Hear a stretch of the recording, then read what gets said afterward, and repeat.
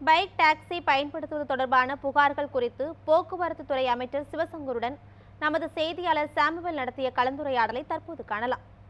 Bike taxi தடை செய்ய வேண்டும் என பல்வேறு கோரிக்கைகள் எழுந்து வரக்கூடிய நிலையில் தற்போது போக்குவரத்து துறை அமைச்சர் நம்மோடு இருந்திருக்கு. அவரோட கேட்கலாம். சார், இப்போ பைக் டாக்ஸியை ரத்து செய்ய வேண்டும் என்று கோரிக்கைகள் எழும்பி வருது. இதை நீங்கள் எப்படி பார்க்குறீங்க? ஆட்டோ ஓட்டுகின்ற ஒரு சங்கத்தினர் நேற்றைக்கு அது குறித்து கோரிக்கை வைத்திருக்கிறார்கள். இன்னொரு புறம் பெருமளவிலே மக்கள் இதை பயன்படுத்தி வந்து அதற்கான ஆதரவும் இருக்கிறது. இதில் நாம் மாத்திரம் ஒரு நிலைப்பாட்டை எடுக்க முடியாது, ஒன்றிய அரசும் இதில் ஒரு நிலைப்பாட்டை எடுக்க வேண்டும். ஏற்கனவே பைக்குகளை டாக்ஸிகளாக பயன்படுத்தலாம் என்று ஒன்றிய அரசு அனுமதி வழங்கியிருக்கிறது.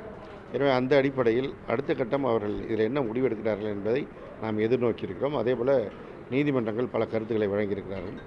இது குறித்து ஆய்வதற்கு உயர் அலுவலர்களை கொண்ட ஒரு குழு அமைத்து ஆய்வு செய்ய போக்குவரத்து ஆணையரிடத்தில் சொல்லியிருக்கின்றோம். எனவே அதன் அடிப்படையில் ஒரு முடிவு எடுக்கப்படும்.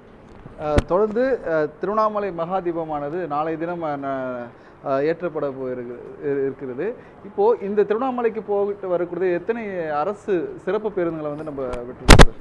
வழக்கமாக திருவண்ணாமலையில் மாதம் நடைபெறுகின்ற அந்த கிரிவலம் பயணத்திற்கு செல்கின்ற மக்களுக்கு போவதற்கு எப்போதும் சிறப்பு பேருந்து ஏற்பாடு செய்த வழக்கம். இப்பொழுது மகாதீபத்திற்கு மிகப்பெரிய அளவில் மக்கள் கூட இருக்கிறார்கள்.